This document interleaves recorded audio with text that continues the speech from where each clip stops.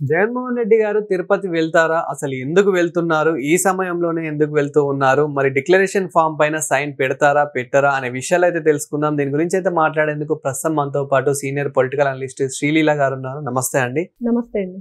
జగన్మోహన్ రెడ్డి గారు ఇప్పుడు తిరుపతి పర్యటనకి వెళ్తారా? అసలు ఎందుకు ఇదే సమయంలో వెళ్లాల్సి వస్తుంది? అండ్ అదే విధంగా డిక్లరేషన్ ఫామ్ పైన సైన్ పెడతారా? పెట్టరా? అని చెప్పేసి చాలా మందికి అయితే ఇది ఒక డౌట్ అయితే ఉంది. సో ఇప్పుడు సోషల్ మీడియాలో ఇదే ఒక హాట్ టాపిక్ గా అయితే మారింది. సో అసలు నిజానికి అసలు ఏం జరగబోతుంది? అంటే ఎడ్డవంటే తెడ్డవనే రకం జగన్మోహన్ రెడ్డి. ప్రజలందరూ వెళ్ళడం అనుకున్నారు అనుకోండి, ఒకవేళ ఏదైనా పందాలు కాసుకున్నారు అనుకోండి, వైఎస్ఆర్సీపీ పార్టీ వాళ్ళు వెళ్తారు అన్నారు అనుకోండి, ఖచ్చితంగా వెళ్తాడు, మా వాళ్ళు గెలవాలి అని. అంటే ఒకటి ఎవరన్నా కాదు అంటే ఈయన అవును అంటాడు, నా రూటే సపరేటు అన్నట్లుగా ఉండేది జగన్మోహన్ రెడ్డి పరిస్థితి. పాపం అయోమయం జగన్నాథం ఆయన పేరు అదే. ఎప్పుడు పక్కన ఖాళీ ప్లేసులతోటి ఖాళీ కుర్చీలతోటి మాట్లాడటం, జనం లేని చోట చేతులు ఎత్తి ఊపటం, పక్కన ఎవరో ఉన్నట్లుగా మాట్లాడుకోవటం, ఆయన పరిస్థితి పాపం మనం అప్పుడప్పుడు గమనిస్తూ ఉంటాం. నిజంగా ఇప్పుడు వినాయక చవితి 27వ తారీఖు ఎక్కడ చూసుకున్నా కూడా మనం ప్రపంచవ్యాప్తంగా తెలుగు హిందూ మతం ఉన్నంత దూరం మనం ఎక్కడ చూసుకున్నా అందరూ కూడా గణపతి బొప్ప మోరియా అని మనం చేసుకుంటూ ఉంటాం, జై గణేష అనుకుంటాం. కానీ ఈసారి మాత్రం నిజంగా తిరుపతిలో ఈ విషయం, ఈ మాటలు వస్తాయా రావా అనేది భయం జనాల్లో వస్తున్న మాటలు. ఎందుకంటే జగన్మోహన్ రెడ్డి వెళ్తున్నాడు అంటే జై జగన్ అనాలి, జై సీఎం అనాలి, లేకపోతే ఈసారి జగపతి బొప్ప మోరియా అని చెప్పేసి నా జపం చేయండి అని చెప్పేసి ఏదైనా కొత్త రూలు పెడతాడు. అంటే ఆయన పాపం ఎప్పుడు కూడా తనని పొగడాలి, పొగిడించుకోవాలి, తన ఫోటోలు కావాలి, తన రంగులు కావాలని కోరుకునే వ్యక్తి.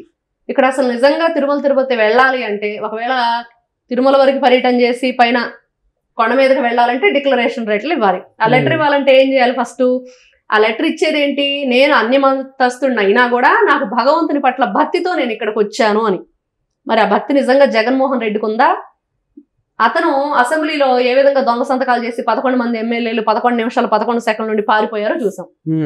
మరి ఇక్కడ చూస్తే అతను అధికారంలో ఉన్నప్పుడు సతీ సమేతంగా ఏ రోజు కూడా తిరుపతి దేవస్థానానికి వెళ్ళి స్వామివారికి పట్టు వస్త్రాలు సమర్పించింది ఎవరూ చూడలేదు.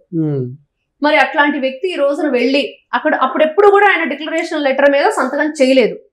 మరి ఇప్పుడు కూటమి ప్రభుత్వం అధికారంలోకి వచ్చాక భూమన కరుణాకర్ రెడ్డి, రోజా లాంటి వాళ్ళు పిచ్చి మాటలు మాట్లాడుతున్న టైంలో ఎన్నో అవాకులు చవాకులు తిరుపతి దేవస్థానం మీద వీళ్లు చేస్తున్న రగడ, లేనివి ఉన్నవి కల్పిస్తూ బురద జల్లే ప్రయత్నం, విష ప్రచారం, ఇవన్నీ కూడా మన బిఆర్ నాయుడు గారు టీటీడీ చైర్మన్ గారు ఏ విధంగా తిప్పికొట్టారో విన్నాం. ఎవరైనా సరే ఎవరితోనైనా పెట్టుకోండి, తిరుపతి వెంకన్నతో మాత్రం పెట్టుకోవద్దు, ఏం జరిగిద్దో చాలా మంది అనుభవం ఉందని కూడా చెప్పారు. అంటే ఇట్లాంటి టైంలో జగన్మోహన్ రెడ్డి అక్కడికి వెళుతున్నాడు అంటే మరి ఈ రోజున భక్తులందరూ కోరుకుంటున్నారు. అసలు ఆ వ్యక్తి రావటం ఎవరికి ఇష్టం లేదు, తిరుపతి కొండ మీద అడుగు పెట్టడం ఇష్టం లేదు. ఒకవేళ వస్తే ఖచ్చితంగా డిక్లరేషన్ లెటర్ మీద సంతకం చేయాల్సిందే అనేది అందరూ కూడా ఈసారి మాత్రం ఒప్పుకోరండి. అది మాత్రం జరగని పని. ఆయన లెటర్ల మీద సంతకం పెడితేనే అడుగు పెడతాడు, లేదంటే పెట్టేది లేదు. మరి ఈయన ఇంకేదన్నా కుట్ర పోనుతున్నాడు. ఎక్కడికి వెళ్ళినా శవాలు లెగవటమే కదా, ఎక్కడికి వెళ్ళినా శవాలు లెగవటమే. జగన్మోహన్ రెడ్డి వెళ్ళాడంటే వాళ్ళు అధికారంలో ఉన్నప్పుడు తిరుపతి మీద అన్యమతస్తుల్ని ఉద్యోగాల్లో నియామకాలు, అన్యమత ప్రచారాలు, మనం అక్కడ తీసుకెళ్ళకూడనివి కూడా మాంసాహారం దగ్గర నుంచి మద్యపానం దగ్గర నుంచి అన్ని తీసుకువెళ్ళటం అంటే ఎంత అపవిత్రం చేశారు. లడ్డు కల్తీ, తినే భోజనంలో కూడా రైస్ కూడా కల్తీ చేసేసి ఆ భోజనం వీడియోలు చూసాం మనం ఎన్నో. తినలేక భక్తులందరూ వదిలేసి వెళ్ళటం, గోవులకు సంబంధించి వాటి పెట్టే దానాలో కూడా వీళ్ళు చేసిన అవినీతి, రోజా గుంపులుగా జనాన్ని వేసుకొని లక్షల్లో కోట్లలో ఆవిడ టికెట్లు అమ్ముకుంది ఏ విధంగా చేసింది. అంటే ఎటువైపు చూసినా వీళ్ళు. ఇప్పుడు కూడా భూమన కరుణాకర్ రెడ్డి మాట్లాడుతున్నాడు, నా మనుషులు 2000 మంది ఉన్నారు కొండ మీదని. ఎక్కడి నుంచి వచ్చారు నీ మనుషులు? అసలు నువ్వు ఏ విధమైన హిందూ సాంప్రదాయాన్ని పాటించావు? నీ కూతురు పెళ్లి చేసేటప్పుడు మీ అన్నదమ్ములు ఇద్దరు కలిసి హిందూ మతం మీద ఎట్లాంటి విష ప్రచారం చేశారు? హిందూ మతాన్ని అవహేళన చేస్తూ నల్లరాయిని పార్చెప్పుతో కొడితే తప్పేంటి అని మాట్లాడిన వ్యక్తి భూమన కరుణాకర్ రెడ్డి.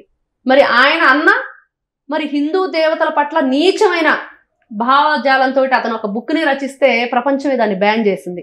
అంత నీచమైన సంస్కృతి కలిగిన వీళ్ళు ఈ రోజున మరి ఏ మొహం పెట్టుకుని జగన్మోహన్ రెడ్డి ఇట్లాంటి వ్యక్తులను ఆ రోజున చైర్మన్లుగా నియమించాడు. మరి ఈ సుబ్బారెడ్డి ఎట్లాంటి వాడు, జగన్మోహన్ రెడ్డి బాబాయ్. మరి వీళ్ళంతా అన్యమతస్తులు.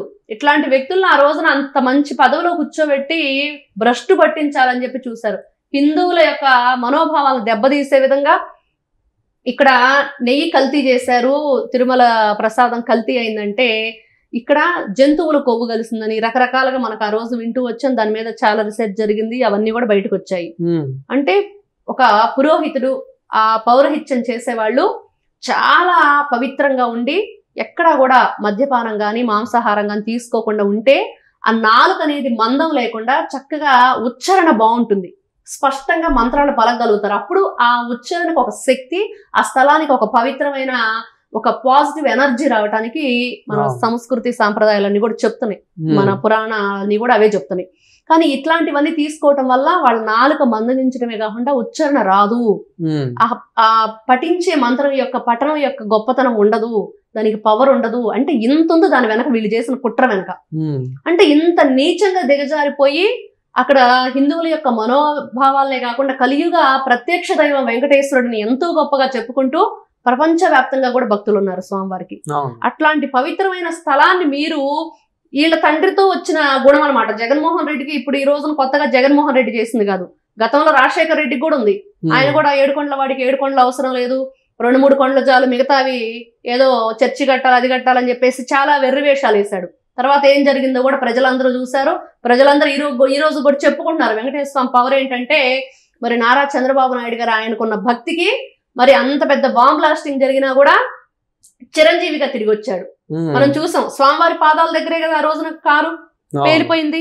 మరి ఆయన నిజంగా అంత దానికి పక్కనున్న వ్యక్తులకి చెవులు కూడా దిబ్బులు పడిపోయి ఎక్కడ ఏం వినిపించిన పరిస్థితి.